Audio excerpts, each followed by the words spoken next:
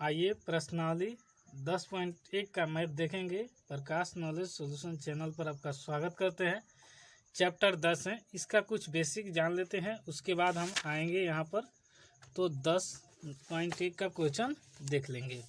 यहाँ पर 10.1 का क्वेश्चन है। इससे पहले आपको थोड़ा सा ब्रीथ के बारे में जान लेना होगा और थोड़ा सा इसका परमे है जौन जान लेना होगा। तो पहले आइए ब्रीथ के बारे में थोड़ा सा जान लेते हैं, ज़्यादा नहीं करेंगे।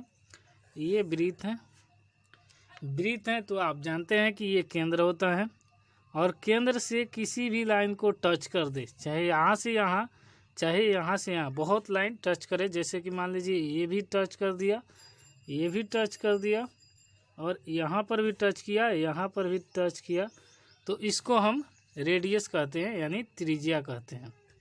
जो भी ये लाइन है सारे लाइन को हम त्रिज्या कहते हैं।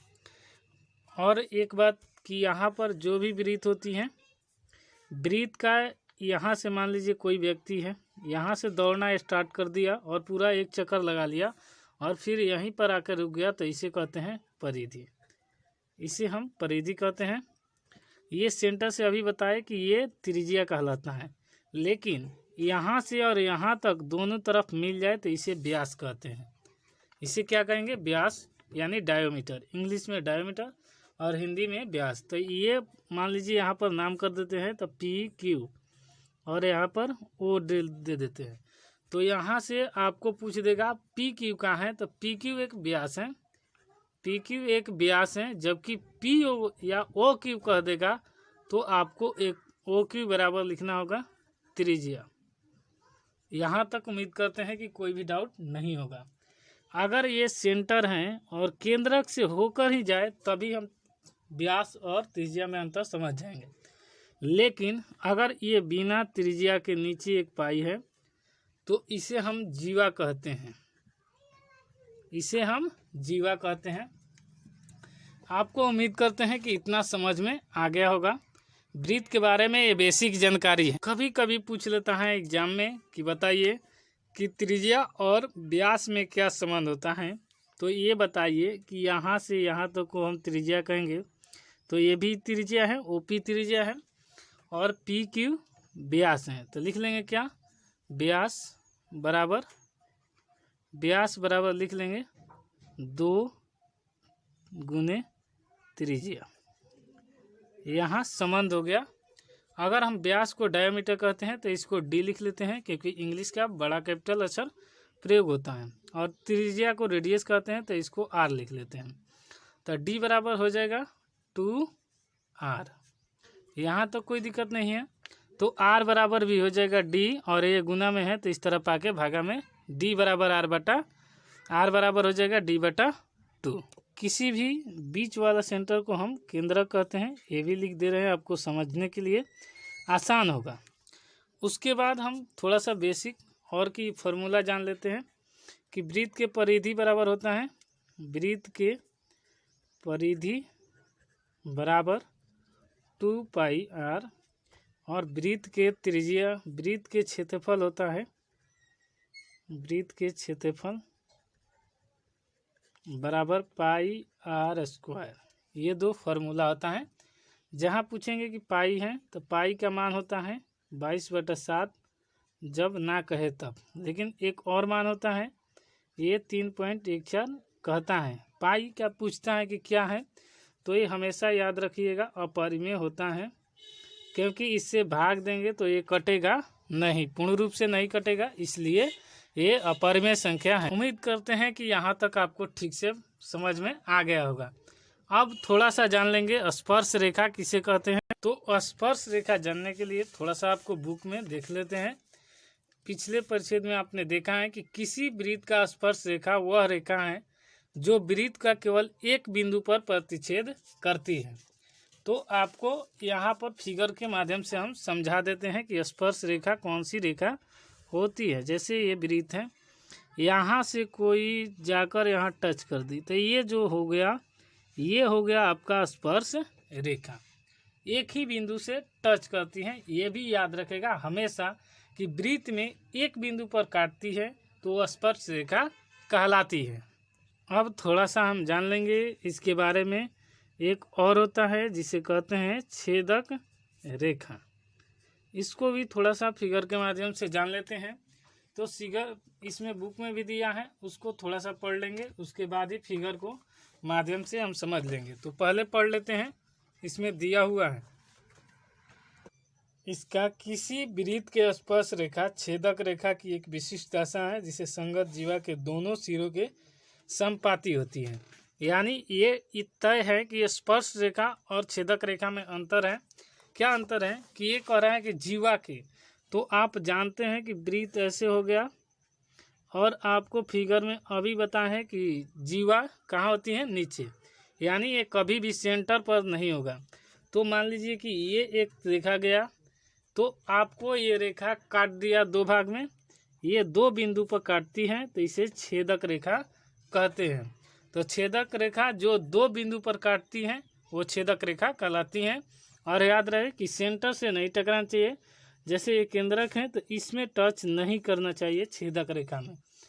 ठीक है, आपको उम्मीद करेंगे कि ये भी समझ में आ गया होगा। एक और महत्वपूर्ण इसका है कि ये पर में हमेशा आता है और डायरेक्ट पूछ लिया जाता है एग्जाम में। वृत्त के किसी बिंदु पर स्पर्श रेखा स्पर्श बिंदु से जाने वाली त्रिज्या पर लंब होती है। जैसे मान लीजिए कि यहाँ से ये बिंदु जा रहा है, यहाँ फिगर में ये फिगर हो गया, इसका चित्र हो गया। तो ये वाला हमेशा कह दिया कि नीचे से जा रहा है, तो ये वाला OP जो है ये हमेशा लंब कहलाएगा। ठीक है, हमेशा एनी टाइम के लिए समझ लीजिए कि इसका OP लंब हो जाएगा। स्पर्श रेखा और केंद्र के बीच हमेशा का कोण 90 डिग्री होता है जो लंब कहलाता है।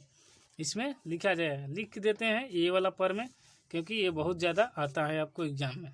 तो लिख लिए कि स्पर्श रेखा और केंद्र के बीच में हमेशा 90 डिग्री का कोण होता है जो लंब कहलाता है।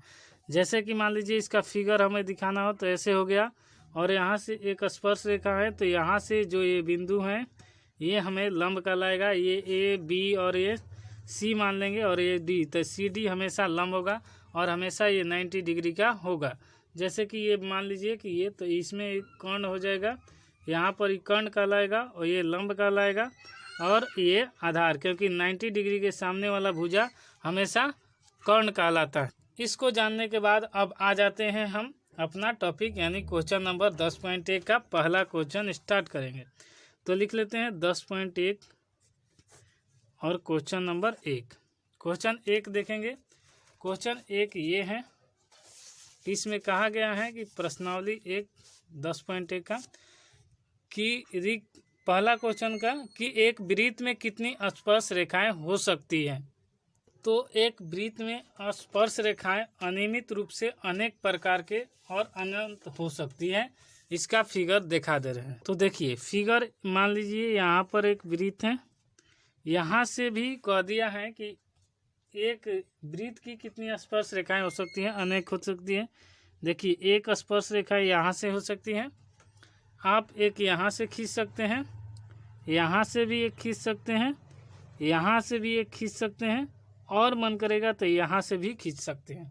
तो इसमें लिख लेंगे अपरिमित रूप से अनेक होंगे, अपरिमित रूप से अनंत अनंत हल हो सकते हैं। ठीक है, ये पहला का आंसर है। अब दूसरा का हम पहला देखेंगे। दूसरा का पहला क्वेश्चन है कि रिक्त स्थानों को पूर्ति करें। यहाँ पर लिखा हुआ है कि रिक्त स्थानों को पूर्ति कीजिए। किसी वृत्त की स्पर्श रेखा उसे खाली स्थान बिंदु पर प्रतिच्छेद करती है। तो ये आपको अभी पर में पढ़े हैं कि वृत्त की स्पर्श रेखा जो होगी एक बिंदु पर ही हमेशा करेगी, क्योंकि अभी आपको इसमें दिखाई दिया है स्पर्श रेखा हमेशा एक ही बिंदु पर टच करती है।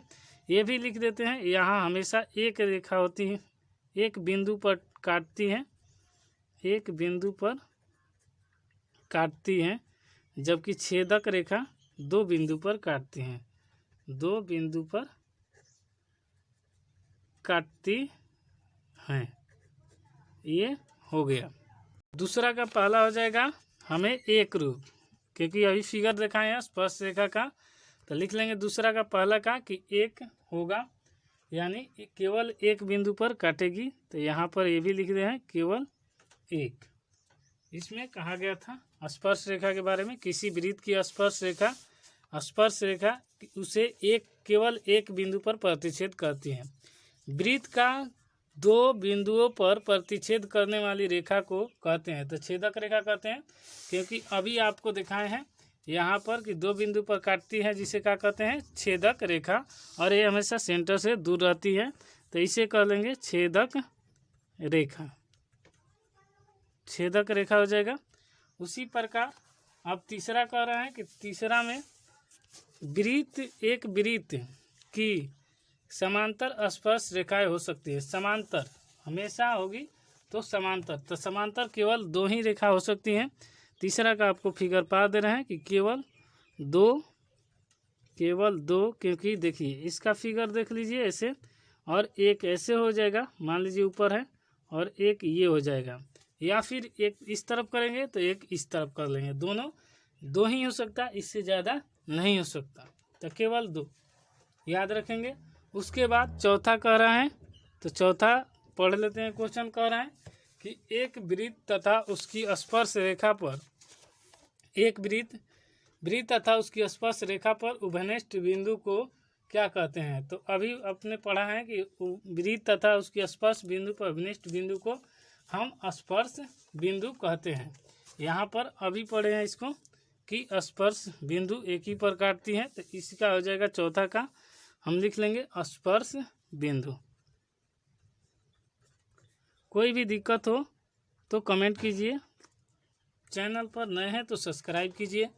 कोई भी दिक्कत हो तो क्वेश्चन पूछिए, पूछने में मत डरिए, और कोई भी दिक्कत हो तो कमेंट कीजिए, लाइक शेयर सब्सक्राइब और दोस्तों के पास शेयर कीजिए जब पसंद आए तो। तीसरा क्वेश्चन कह रहा है कि 5 सेंटीमीटर त्रिज्या वाले एक वृत्त के बिंदु P पर स्पर्श रेखा PQ केंद्र O से जाने वाली एक रेखा से बिंदु Q पर इस प्रकार मिलते हैं कि OQ 12 सेंटीमीटर, PQ की लंबाई है। OQ 12 सेंटीमीटर, PQ की लंबाई, यानी PQ का हमें पूछा गया है। तो हमें ये भी बताया है कि 5 सेंटीमीटर त्रिज्या वाले वृत्त के केंद्र के बिंदु P पर स्पर्श रेखा है। P नीचे स्पर्श रेखा है। तो आइए थोड़ा सा इसको चित्र से देख लेते हैं। तो हम इसको चित्र के माध्यम से देख लेंगे।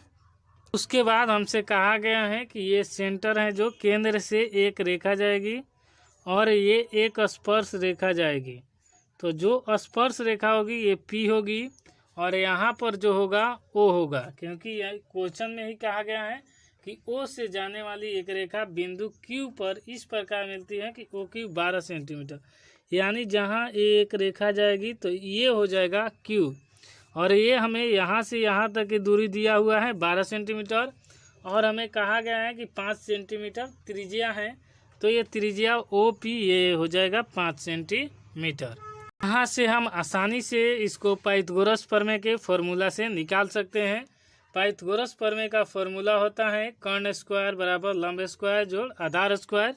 ये लिख लेते हैं आपको, तो अब हमें पता चल जाएगा कि ये कर्ण है, क्योंकि ये अभी आपको एक प्रमेय पढ़ाए हैं और उस प्रमेय को अभी याद किए हैं, तो कोई दिक्कत ही नहीं है। लिख लीजिएगा ये कि प्रमेय 10.1 से वृत्त के किसी बिंदु पर स्पर्श रेखा स्पर्श बिंदु से जाने वाली त्रिज्या पर लंब होती है, यानी त्रिज्या हमेशा लंब होती है। तो ये लंब हो जाएगा, तो ये 90 डिग्री हो जाएगा, और 90 डिग्री के सामने वाले भुजा को कर्ण कहते हैं। तो लिख लेंगे कर्ण बराबर 12 सेंटीमीटर, और लंब हो जाएगा ये त्रिज्या वाला, तो लंब हो जाएगा 5 सेंटीमीटर। अब यहाँ पर इस मान को रख लेंगे, तो 12 का स्क्वायर ये हो जाएगा 5 का स्क्वायर प्लस आधार का स्क्वायर। अब यहाँ पर 12 का स्क्वायर 12 गुने 12 करेंगे, तो यहाँ पर 12 दूनी 24 और 12 यानी 144 आ जाएगा, और यहाँ पर 50 25 होता है, और ये आधार का स्क्वायर लिख लेंगे। अब यहाँ पर 144 ये 25 है प्लस में, तो इस तरफ आके माइनस में हो जाएगा। बराबर के इधर या उस तरफ जाने पर चिन्ह चेंज हो जाता है, तो लिख लेंगे आधार का स्क्वायर, घटा देंगे तो 14 में से 5 घटेगा 9, और ये 3 में से 2 घटेगा 1 और 1, ये स्क्वायर है तो ये हटेगा, तो ये अंडर रूट हो जाएगा। तो आधार का मान हमें मिल जाएगा 119 सेंटीमीटर जो कि यही हमारा तीसरा क्वेश्चन का राइट आंसर होगा। और ये सेंटीमीटर में दिया है तो ये सेंटीमीटर में हो जाएगा, जो कि इसमें ऑप्शन नंबर डी में दिया हुआ है। तो देख लीजिए ये आपका राइट आंसर है। बढ़ते हैं नेक्स्ट क्वेश्चन यानी 4 नंबर क्वेश्चन पर कि एक वृत्त खींचिए और दो एक दी गई रेखा के समांतर दो ऐसी रेखाएं खींचिए जिनके ऐसे एक स्पर्श रेखा हो तथा दूसरी छेदक रेखा हो। आइए इसको चित्र के माध्यम से आपको दिखा दे रहे हैं और कंप्लीट कर दे रहे हैं। अब हम चौथे मैथ को देखेंगे। तो चौथा मैथ देखने के लिए यहाँ पर क्या करना है, हमको चौथा मैथ के लिए एक फिगर बना लेते हैं और जो बोला है वो कर लेते हैं। ये वृत्त है, मान लेते हैं थोड़ा सा यहाँ पर गोला गलती हुआ है, लेकिन फिर भी इसमें आप समझ लीजिएगा, क्योंकि यहाँ पर बोला है कि एक समांतर यहाँ से केंद्रक है, तो एक यहाँ पर हम रेखा खींच लेते हैं। स्पर्श रेखा बोला है तो स्पर्श रेखा जानते हैं आप एक ही बिंदु पर काटती है, तो ये स्पर्श रेखा थोड़ा सा बड़ा हो गया और यहाँ से यहाँ तक ही होगा स्पर्श रेखा, ये हो जाएगा। उसके बाद एक बोला है कि ये इसी के समांतर बोला है कि इसी के समांतर होना चाहिए, तो ये बराबर हो गया। एक छेदक रेखा होना चाहिए, छेदक रेखा भी इसी के समांतर खींच लेते हैं यहाँ पर, और ये कभी भी सेंटर पर नहीं होगा, तो ये हो जाएगा स्पर्श रेखा, स्पर्श रेखा हो जाएगा। और ये हो जाएगा आपको छेदक रेखा। और ये क्वेश्चन में ही कहा था कि एक समांतर रेखा खींचिए, तो ये समांतर रेखा हो गया। यही हमको दिखाना था और यही आपका ये क्वेश्चन का लास्ट हो गया। स्पर्श रेखा और दूसरी छेदक रेखा है। मिलते हैं नेक्स्ट वीडियो में, तब तक के लिए जय हिंद। क्वेश्चन चैनल पर नए हैं तो सब्सक्राइब और शेयर ज़रूर कीजिए।